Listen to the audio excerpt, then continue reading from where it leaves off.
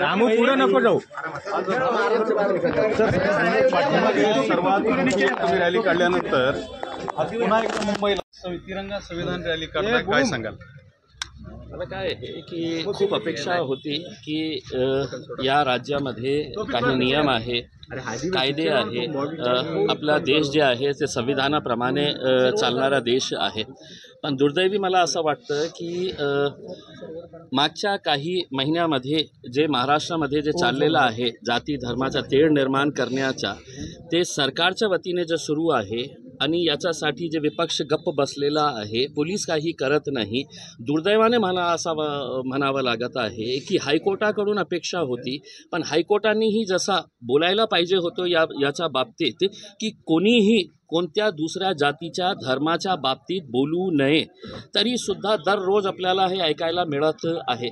म्हणून सरकारला आम्ही आणि विशेषकर मुख्यमंत्री आणि उपमुख्यमंत्र्यांना आम्ही संविधानाची प्रत देण्यासाठी चाललेलो आहोत आणि पोलिसांनाही हे सांगण्यासाठी की महाराष्ट्राचा इतिहास आहे, खूप चांगले IPS ऑफिसर्स आम्ही बघितलेले आहे। आज अशी राजनीतीमुळे का परिस्थिती झालेली आहे की एका प्रकरणामध्ये 60 FIRs रजिस्टर होऊन सुद्धा त्या रामगिरीवर कारवाई होत नाही। म्हणजे याचा अर्थ हे आहे, हे सगळं जे चाललेलं आहे ते सरकारच्या आशीर्वादाने चाललेलं आहे, त्यांच्या म्हणण्यानुसार चाललेलं आहे। म्हणून आज आम्ही मुंबईकडे चाललेलं आहोत, शांतीपूर्ण तरीकेने आम्ही चाललेलं आहे। लोकशाहीने जे आम्हाला अधिकार दिलेला आहे त्याचा वापर करून आम्ही हे केलेलं आहे आणि आपल्या वतीने मी सगळ्यांना विनंती करतो की मी कोणत्याही जातीचा, कोणत्याही धर्माचा, कोणत्याही देवी देवताच्या विरोधात बोलण्यासाठी जात नाही आहे। याच्यामध्ये अनेक आमचे नॉन मुस्लिम जे बांधव आहे त्यांनीही आम्हाला सहकार्य केलेले आहे। अनेक असे लोक ज्यांना देशाची प्रेम आहे, महाराष्ट्राची एक पुरोगामी जो संस्कृती होती, फुले शाहू आंबेडकर, छत्रपती शिवाजी महाराज, छत्रपती संभाजी महाराज यांची जे काळ होता ते आपण विसरलेले आहोत। म्हणून आम्ही सरकारला हे सगळं आठवण करून देण्यासाठी तुमची रॅली कोण्या मार्गाने जाणार आहे, किती लोक तुमच्या रॅलीत सहभागी असणार? आम्ही पहिले निर्णय घेतला होतो की आम्ही गंगापूर वैजापूर मार्गाने जाणार, पण आम्ही बघितलं की सरकार कोणत्या पातळीवर आलेले आहे, कशा प्रकारचे घाणेरडी राजनीती सुरू आहे आणि पोलिसांचा कशा उपयोग करण्यात येत आहे, हे सगळं आम्ही बघितलेलं आहे। 3 दिवसापूर्वी गंगापूरमध्ये ज्या मुद्द्याला घेऊन आम्ही मुंबईपर्यंत जात आहे, त्या गंगापूरमध्ये एका हिंदुत्ववादी संघटनांना तिथे बोलवण्यात आलेलं आहे की तुम्ही मोर्चा काढा, रॅली काढा आणि तिथे जे लोकांना बोलवण्यात आलेले आहे सगळे घाणेरडी वृत्तीचे लोक आहे।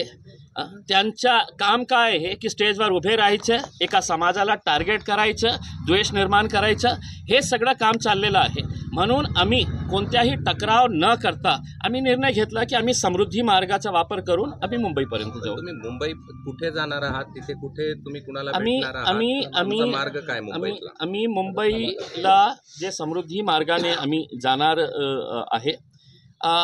मागच्या 2 दिवसापासून मुंबईचे सगळे पोलीस अधिकारी जे आहेत ते आमच्या संपर्कात आहे की नाही इथे आपण थांबू शकत नाही, इथे आम्ही तुम्हाला परवानगी देऊ, तिथे देऊ, हे करू।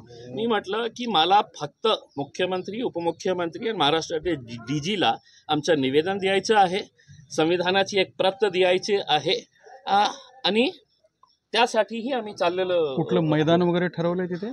आता काय आहे की काल दुपारपर्यंत पोलिसांनी मला सांगितलं की नाही तुम्ही इथपर्यंत जाऊ शकत नाही, तिथपर्यंत जाऊ शकत नाही, हे मैदानावर तुम्ही। मी म्हटलं साहेब मी येत आहे, लोकशाही मार्गाने मला जे अधिकार दिलेला आहे कोणत्याही हंगामा न करता मी तिथे येत आहे। आता तुम्हाला काय करायचे आहे ते आल्यावर तुम्ही मला सांगा। कुठल्या मैदानात मला माहीत नाही आहे, मला माहीत नाही आहे। आता इथून आपण सुरुवात करत आहे, कुठपर्यंत ते आम्हाला परवानगी देणार आहे मला माहिती। या माध्यमातून इथे झालेलं एक मोठं शक्ती प्रदर्शन निवडणुकीच्या तोंडावर करण्याचा प्रयत्न करत आहे। बघा, जेव्हा माझी पहिली पत्रकार परिषद झाली होती त्याच वेळी मी प्रामाणिकपणे सांगितलं होतं, आज पुन्हा ते रिपीट करत आहे की हे जो लोक आज माझ्यासोबत येणार आहे ते फक्त कोणत्या एका पक्षाचे नाही आहे। मी स्पष्टपणे सांगितलं होतं, तुम्ही कोणत्या जमाताशी संबंधित आहे, कोणत्या तंजीमाची संबंधित आहे किंवा कोणत्या राजनैतिक पक्षाची संबंध आहे।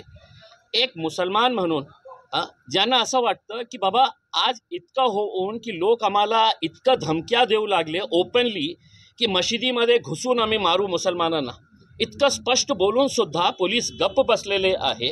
प्रेक्षक मोहम्मद जे आमच्यासाठी जीवापेक्षा जास्त आम्ही त्यांना महत्त्व देत आहे, त्यांच्या बाबतीत अशा प्रकारचे उद्गार केले जातात आणि कोणत्याही प्रकारची कारवाई होत नसेल तर मी कुठल्याही झेंडेचा वापर करत नाही, माझ्या नावाचा वापर करत नाही आणि मी सगळं राजनैतिक पक्षाचे नेत्यांना पत्र पाठवले होते की एकदा आपण सगळं राजनैतिक मतभेद विसरून तुम्हाला जे पक्षामध्ये राहायचे आहे तुम्ही राहा, पण एक मुसलमान म्हणून आज जे महाराष्ट्रामध्ये चाललेलं आहे, या राज्य आपला आहे, या देश आपला आहे, आपल्याला इथेच राहायचे आहे, शांतिपूर्ण तरीकेने आपल्याला राहायचे आहे, पण पोलीस आपल्याला, प्रशासन आपल्याला, सरकार आपल्याला आणि दुर्दैवाने हायकोर्टही आपल्याला ऐकत नसेल तर आम्ही काय करू.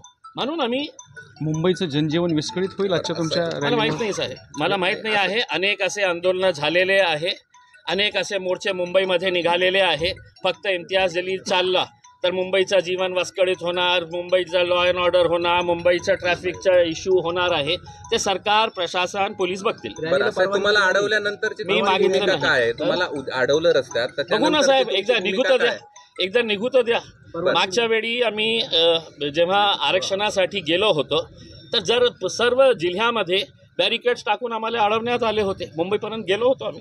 आता बघू, निघू तर ठाम द्या. आहात मुख्यमंत्र्यांना आणि यांना प्रत देण्यासाठीचे डीजींना? याच्यासाठी चाललोच आहे. मुंबई बघितलेलं आहे अनेक वेळा, इंडिया गेट बघितलेलं आहे कशा आहे, मुंबई कशी आहे बघितलेलं आहे, समंदर बघितलेलं आहे. आता यांना बघण्यासाठी आम्ही चाललो सरकारचं आहे. एखादं शिष्टमंडळ आलं तर तुम्ही त्यांना भेटणार आहात का? आणि तिथून काही लोकांना परवानगी दिली तर जाणार आहेत का? त्याच्यासाठीच आम्ही चाललोच आहे. आता या सरकारवर आहे.